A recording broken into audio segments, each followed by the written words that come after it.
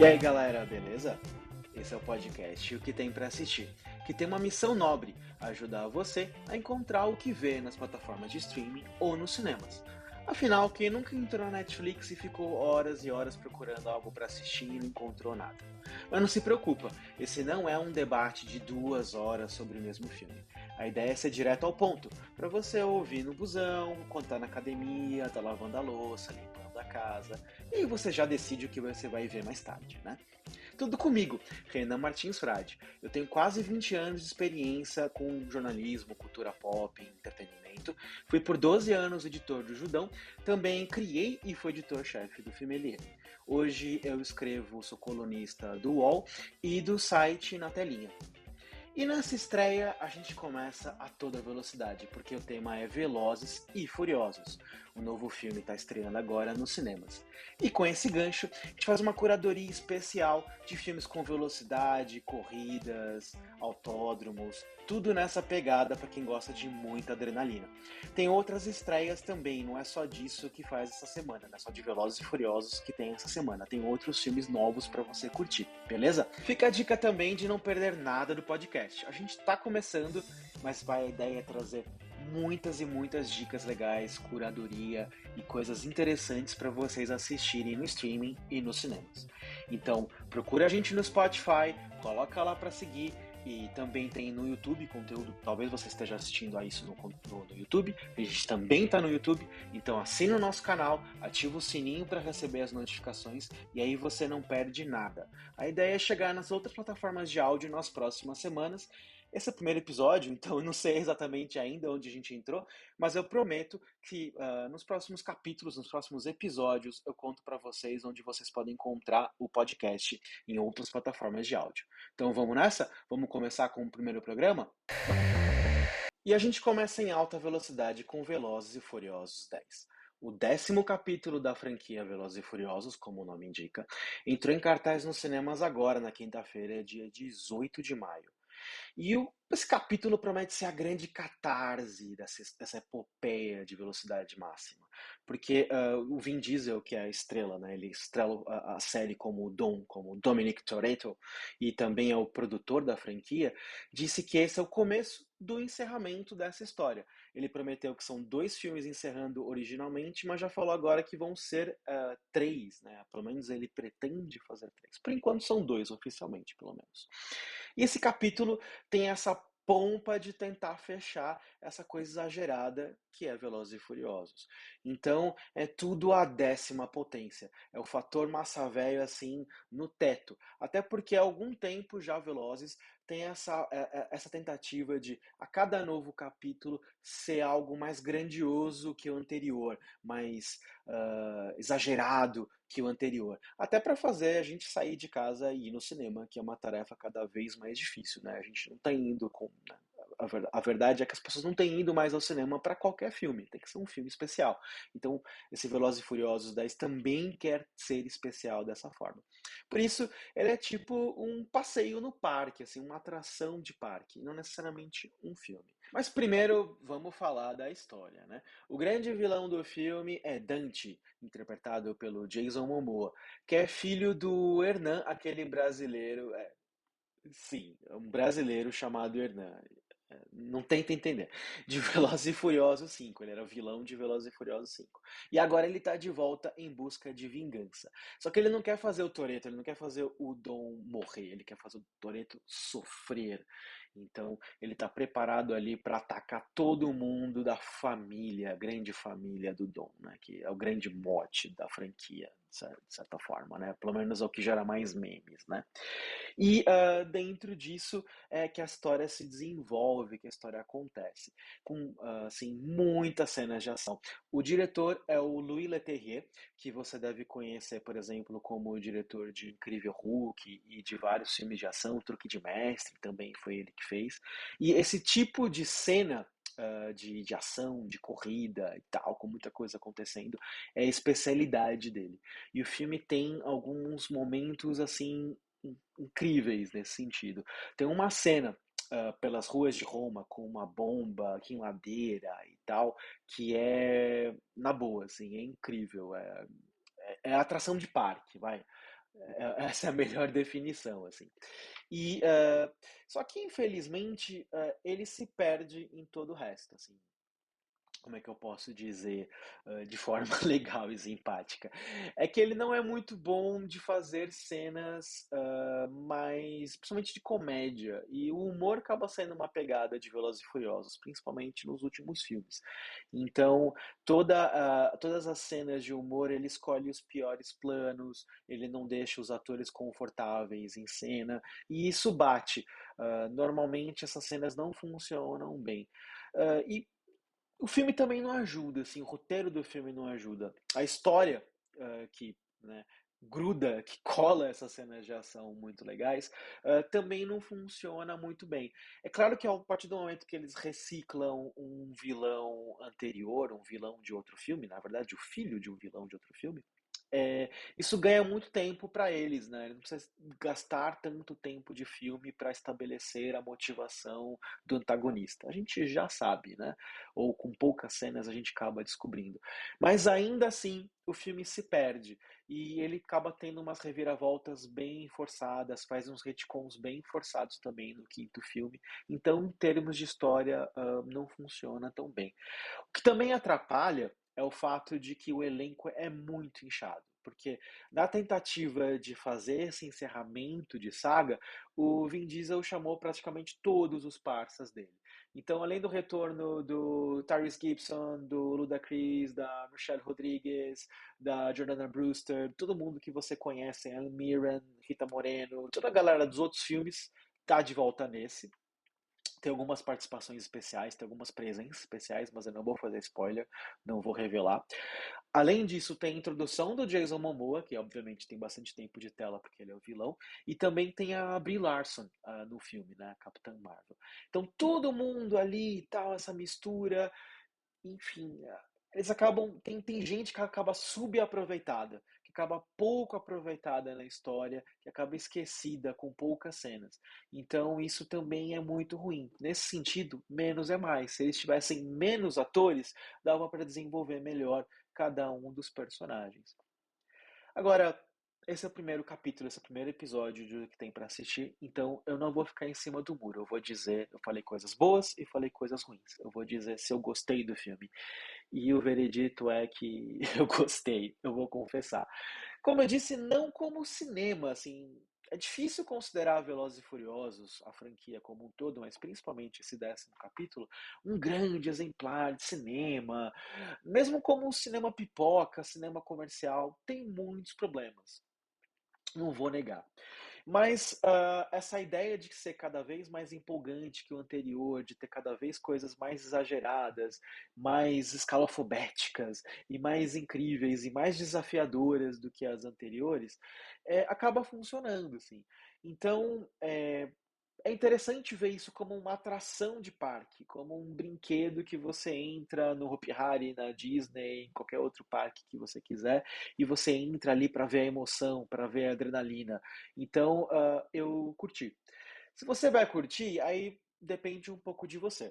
Se você já conhece a franquia Velozes e Furiosos, se você gosta desse tipo de ação, se você gosta desse tipo de adrenalina, se você gosta principalmente de cenas mentirosas, de que você sabe que aquilo não é real, que aquilo desafia todas as leis da física, todas as leis de Newton, então, esse filme é pra você, se você gosta disso.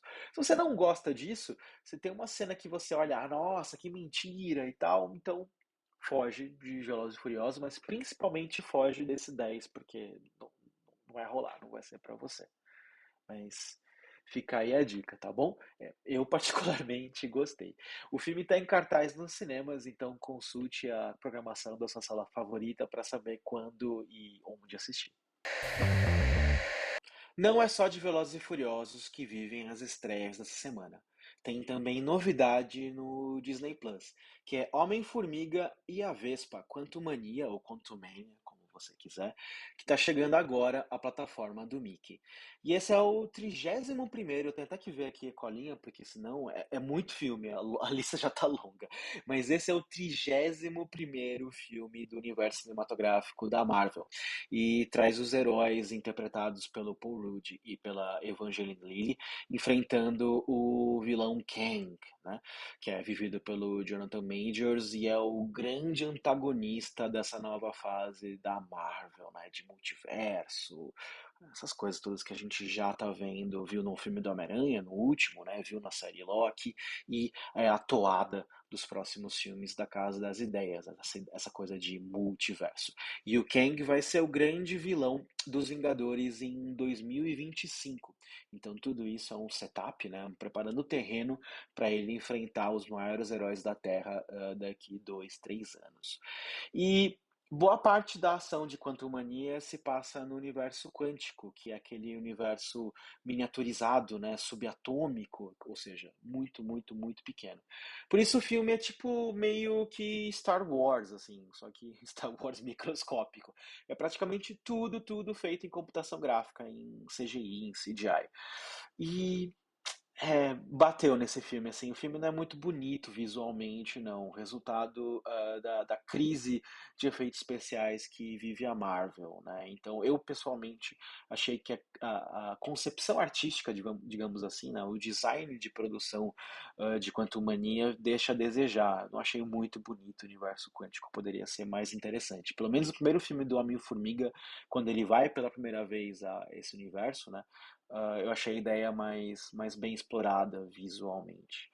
Mas detalhes, assim. O filme vale a pena conferir porque quando a gente pensa nessa epopeia da Marvel, tudo faz parte de uma grande história. Então, como eu falei para vocês, o Kang que surge nesse filme, ou que tem mais um capítulo nesse filme, né? Ele surgiu primeiro na série Loki do Disney Plus, mas enfim, enquanto Mania ele tem um capítulo importante e o filme coloca algumas bases do que a gente vai ver a seguir nas próximas produções das Casas das Ideias, principalmente nos próximos dois filmes dos Vingadores, né, que vão envolver essa coisa do multiverso e esse vilão interpretado pelo Jonathan Majors. Apesar de Jonathan Majors estar envolvido aí com uns problemas, enfim, não duvido nada que ele acaba sendo trocado pela Marvel, pela Disney, mas isso é papo para outra história. Mas se você acompanha essa epopeia do MCU, continue assistindo, você vai curtir. Se você está procurando só um filme de ação legal para acompanhar, uma aventura legal para assistir, olha, talvez valha a pena, assim. Se você ignorar um pouquinho do visual estranho ou visual não tão bem feito, tem uma aventurazinha ali legal para acompanhar. O filme já está disponível no Disney Plus. Homem-Formiga e a Vespa, Quantumania. Outra novidade para os próximos dias é Shazam, Fúria dos Deuses, que chega na HBO Max em 23 de maio. O filme é uma continuação de Shazam, de 2019, e traz o Zachary Levi de volta ao papel título, que os mais velhos, pelo menos da minha geração para cima, vão conhecer como Capitão Marvel, né? E que mudou de nome por motivos óbvios.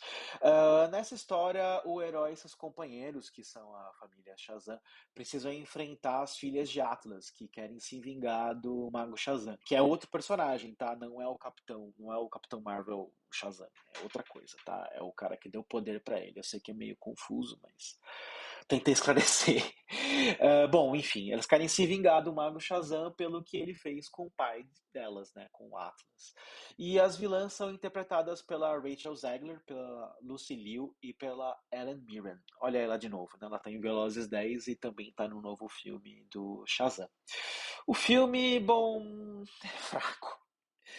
É, ele traz de volta o humor do primeiro filme, mas ele acaba soando mais bobo do que o primeiro capítulo, pelo menos ao meu ver, assim. Então, ah, ele atravessa um pouco essa linha tênue que o primeiro longa não atravessou. Então, é complicado nesse sentido. Mas a pior parte é que o filme é mal escrito. pouca coisa, ou quase coisa nenhuma do roteiro faz sentido, assim, para ser sincero. Agora, se você quiser uma aventura despretensiosa, Shazam, esse novo Shazam, né, Shazam 2, vai cumprir, assim, esse objetivo. Dá para assistir, dá umas risadas, só não leva muito a sério o filme. E assim, por mais que ele deixe algumas pontas soltas para uma continuação, é provável que ele não aconteça, né? A DC tá com uma nova direção nos cinemas que tá mudando tudo. Então é provável que a gente, é possível que a gente não tenha um terceiro filme do Shazam, pelo menos não seguindo as mesmas bases. Muita coisa deve mudar. De qualquer forma, tem uma cena pós-créditos que deixa um gancho aí de multiverso que daria para ligar com The Flash.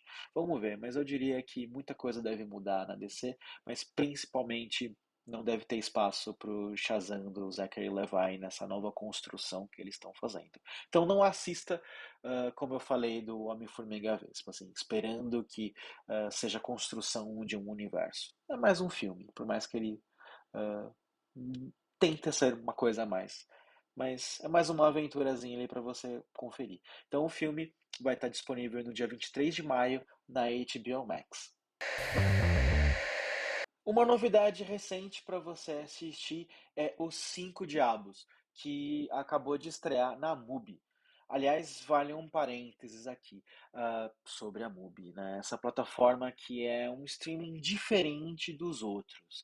Ela é mais focada em curadoria, em títulos que não são óbvios. Tem muita coisa lá dentro que é bem legal, incluindo diversos clássicos do cinema.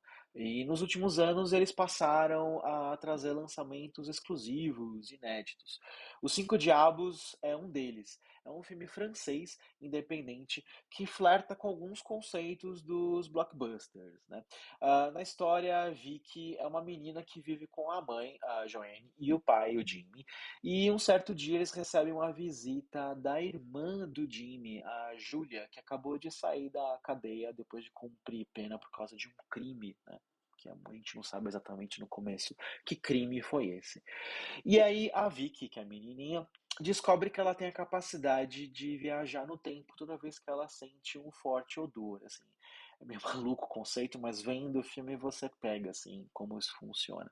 E aí ela começa a viajar ao passado e acompanhar um pouco da interação da tia com os pais, como eles se conheceram, como eles foram se envolvendo e qual é o crime que a tia cometeu. Eu sei que é meio maluco, e é mesmo, tem um paradoxo no tempo aí e tal, mas eu não vou fazer muito spoiler. E então isso é bacana, assim, é um filme independente que brinca com alguns conceitos que a gente está vendo de viagem no tempo, multiverso, que estão nos grandes filmes dos grandes estúdios agora, né? Então isso é interessante. É claro que se fosse um drama sobre relacionamento, sobre amores, sobre perdas de oportunidade, sobre nostalgia, sem essa pegada de sci-fi, talvez fosse mais fácil de se relacionar. Ainda assim, com a Vicky, com a menina tendo que viajar ao passado enquanto lida com as coisas do presente, né? Faz esse filme ser estiloso, vai, digamos assim. Então ele tem o seu apelo e é uma pegada bem interessante sobre viagens no tempo. Fica aí a dica de Os Cinco Diabos. Quer conferir? Esse filme está disponível na Mubi e tem uma oportunidade bem legal para você que é ouvinte deste podcast. Eu tenho um link, se você assinar a plataforma pelo meu link, que está na descrição do episódio, você ganha 30 dias grátis da plataforma. E eu ganho um cascalho, um pouco, uma comissãozinha da sua assinatura e ajuda a manter aqui o podcast. Então, todo mundo ganha. Então você vai lá, você clica e não é por nada, eu gosto bastante da plataforma, é muito boa e você vai encontrar outros filmes muito interessantes lá. Então fica a dica do filme e da MUBI. Agora a gente chega naquela parte do podcast que eu dou dicas de filmes para você assistir nas plataformas de streaming que não são lançamentos, são filmes de catálogo.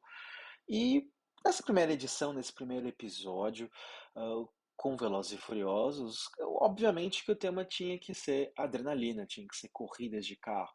Então, a curadoria dessa vez é justamente com filmes com a mesma pegada. E claro que a gente tem que começar pela franquia Velozes e Furiosos, né? Porque antes do 10 que está estreando agora nos cinemas, tem outros 10 filmes, 9 da saga principal e um spin-off.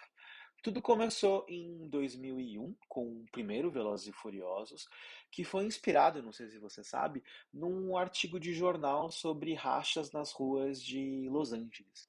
A partir disso, os roteiristas criaram essa história sobre Brian, um agente do FBI que quer se infiltrar numa gangue que é liderada por Dom, pelo Dominic Toretto, e o Brian, como você sabe, é interpretado pelo Paul Walker e o Dom pelo Vin Diesel, né? E como é uma gangue que faz rachas de carros em Los Angeles, o Brian acaba comprando um carro, né, tunando um carro, por assim dizer, usar um termo, não sei se vocês usam esse termo ainda, mas se usava naquela época de começo dos anos 2000, de tuna um carro para disputar rachas e se aproximar de Dom e da gangue dele. E aí ele acaba conhecendo a irmã do Dom, que é interpretada, que é a Mia, né, interpretada pela Jordana Brewster, e começa aí a história da franquia Velozes e Furiosos, com esse filme que é bem a cara do começo dos anos 2000, né? Vamos ser sinceros, pro bem e pro mal. A aventura começou com esse filme, tem o Velozes e Furiosos, né? O segundo, que é Mais Velozes e Mais Furiosos, que só tem o Paul Walker, o Vin Diesel não retorna para esse segundo filme. E aí tem o terceiro, que nenhum dos dois está em cena, nenhum dos dois participa, tirando o Vin Diesel numa cena pós-créditos. Nenhum dos dois está nesse filme, mas ele se passa em Tóquio, né? É o desafio em Tóquio. E esse parecia ser o fim de Velozes e Furiosos. Só que aí, em 2009, rolou tipo um reboot da franquia com outro filme chamado Velozes e Furiosos, que traz de volta todo o elenco original da saga, né? O Paul Walker, o Vin Diesel, a Michelle Rodriguez, a Jordana Brewster e por aí vai. E esse relançamento, a partir daí, eles seguem uma pegada diferente para esses filmes. Os carros são importantes, são muito importantes, mas é menos sobre os rachas em si e mais sobre aventuras usando desses carros. E aí a brincadeira começou a ser colocar essa galera dirigindo em situações cada vez mais absurdas. E eles aos poucos vão se tornando meio que super-heróis. Eles são uh, só que em vez de ser picado por uma aranha radiativa, ser um alien de outro planeta, é uma galera que tem uns superpoderes no blower e no nitro, de certa forma. Então, teve esse quarto filme de 2009, tem o Velozes e Furiosos 5, que é o que se passa no Rio de Janeiro, que assume de vez essa fórmula que a franquia ficou famosa. E esse especial, assim, uh, por mais que ele tenha coisas muito legais dentro desse contexto de Velozes e Furiosos, que é bem mentiroso, tem uns clichês sobre o Brasil que são muito forçados, sobre o Rio de Janeiro que são muito forçados. Fora uns erros geográficos, assim, por exemplo, ter deserto perto do Rio de Janeiro, a galera que fala português com um sotaque bizarro. É complicado, assim, você tem que assistir meio que desencanando e dando risada de como os gringos veem aqui o Brasil. Se você tiver essa pegada, você vai achar divertido. E aí veio o 6 e o 7. O 7 para mim é o ápice da franquia, é quando a fórmula tá mais azeitada, que tem as cenas mais emocionantes, que o elenco tá inchado, mas nem tão inchado. Já tem o The Rock, né? O The Rock ele entra no 5, se eu não me engano, e tem umas cenas incríveis e tal. E o 7 também é o último filme do Paul Walker, né? Ele acabou morrendo, infelizmente, num trágico acidente de carro. E esse é o último filme dele, inclusive o final de Velozes e Furiosos 7, assim, é emocionante, não só pela história que a gente está vendo em cena, mas pelo contexto que a gente sabe da vida real, pelo que acontece com o ator, né, na vida real. Uh, e aí vai indo, o 8 dá uma bela queda de qualidade, eles tentam botar o Vin Diesel como um vilão e tal. E o 9 de certa forma, assume esse caráter de tentar ser mais grandioso do que tudo, assim, que se repete no 10. Então, se a história já não era muito forte da franquia, meio que a partir do 8, mas principalmente no 9, você esquece um pouco a história e vê pelas cenas de ação, pela aquele coisa do onde que eles vão botar esses carros agora? O que que esses carros vão fazer agora? Qual lei da física que eles vão desafiar e vão quebrar? Então é mais ou menos essa pegada. Deixa eu pegar minha colinha aqui, porque os filmes estão bem espalhados, onde você pode assistir nas plataformas de streaming. Dos 10 filmes, do 1 ao 8 tá no Telecine, que é um canal de streaming dentro do Globoplay. Então você pode assinar o Telecine independente, ou você pode assinar o Telecine com o Globoplay, ou se você ainda tem TV paga, se você ainda tem TV a cabo, o Telecine, com o Telecine, né, você também tem direito a acessar o canal de streaming dentro do Globoplay. Então do 1 ao 8 tá no Telecine. Velozes e Furiosos 9 está disponível no Star Plus, que é uma outra plataforma de streaming por assinatura. Já o Hobbs e Shaw, né, Velozes e Furiosos Hobbs e Shaw, que é focado nesses dois personagens, está disponível nas plataformas de aluguel e compra, como Apple TV, Google Play, loja Prime Video. São esses serviços que você paga por filme, não uma assinatura mensal. Esse spin-off é uma história um pouco à parte, você não precisa assistir para entender toda a saga. Ele é focado nesses dois personagens, que é o Dwayne Johnson, o The Rock, e o Jason Statham. Então, também tem essa aventura a mais para você conferir, mas se você não quiser também não precisa, não faz falta para entender esse universo como um todo. Quer outra sugestão? Então tem um outro filme com carros, ainda que seja uma pegada diferente de Velozes e Furiosos. É Drive, estrelado pelo Ryan Gosling. Nesse filme ele interpreta um piloto sem nome que é dublê de ação e também tem o sonho de ser piloto de carros, corredor de corridas e por aí vai. E ele acaba se envolvendo com uma vizinha e por causa dela se mete com um grupo de mafiosos e se dá bem mal. O visual é estilizado, assim, bem interessante, principalmente nas cenas de rua, de perseguição à noite, assim, tem umas cenas incríveis.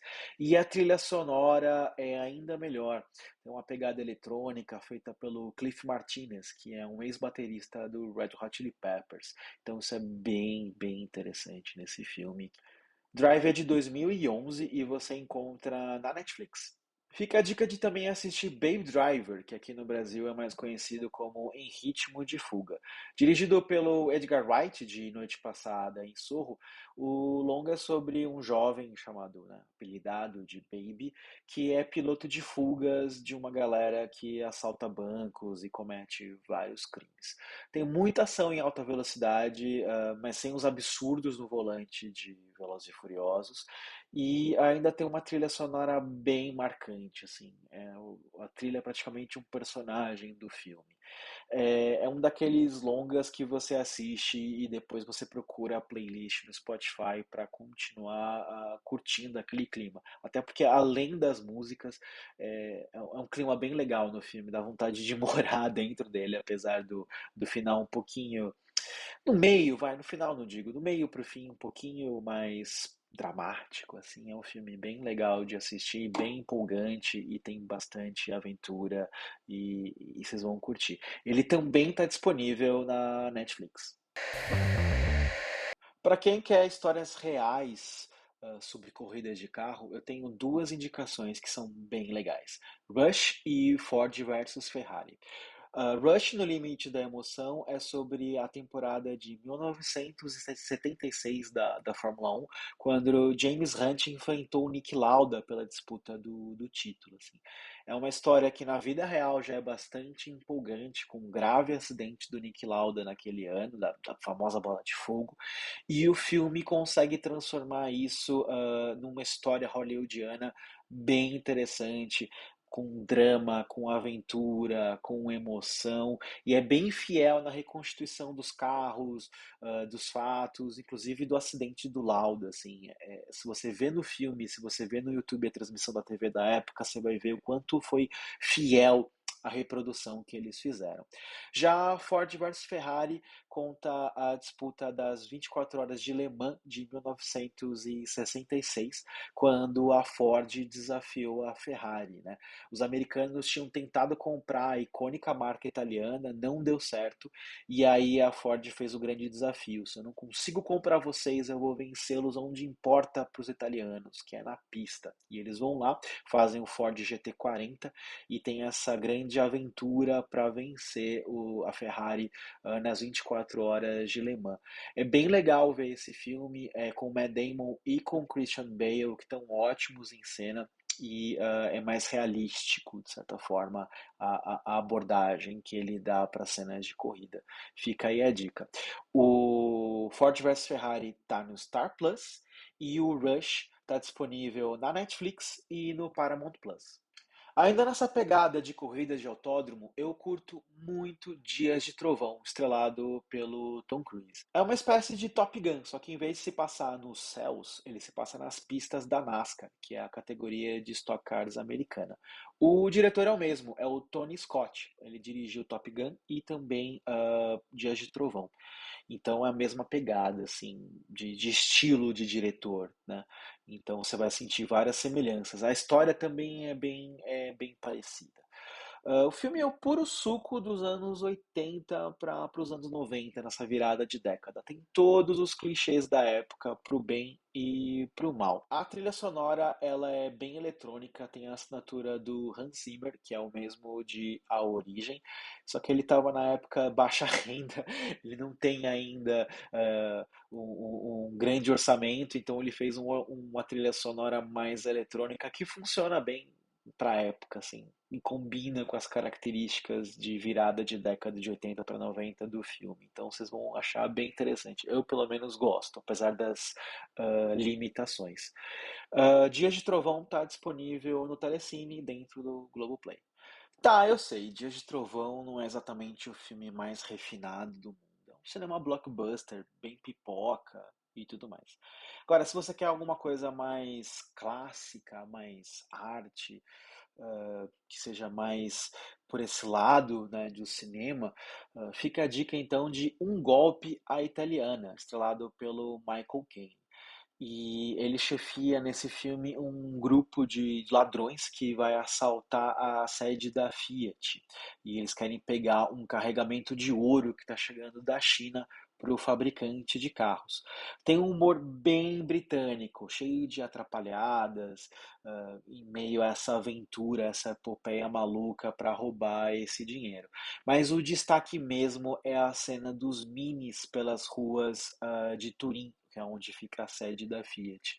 Assim, é incrível, é cinema com C maiúsculo, assim, é muito legal. E é um dos pontos altos com carros do cinema dos anos 60. Então, só essa cena em si vale o filme todo, mas o filme é muito legal, principalmente o final, mas eu não vou fazer spoiler. Você tem que ver para você conferir o que acontece nesse final. Um Golpe à Italiana, ele está disponível para alugar ou comprar na Apple TV e na loja Prime Video. Como você sabe, tem um link na descrição do episódio para você clicar, fica mais fácil para encontrar. A dica final é para assistir com a garotada. É a franquia Se Meu Fusca Falasse, que está inteirinha disponível no Disney Plus. São aqueles filmes inocentes, mas cheios de coração, sobre Herbie, o Fusquinha que se mete nas maiores atrapalhadas, né? Os Fuscas sorriem, né? Ele tem aquela cara, ele tem aquele sorriso, e o Herbie, com a personalidade dele, é ainda mais encantador. Então é um filme ótimo de corridas de carro para assistir em família. O primeiro é muito bom, mas eu gosto muito do terceiro, que é Um Fusca em Monte Carlo, que tem o Herbie disputando um grande rally, se não me engano, de Paris a Monte Carlo, e a parte final ele anda pelas ruas do Principado, por aquela parte que ficou famosa no GP de Mônaco, né, que a gente conhece pelo GP de Mônaco.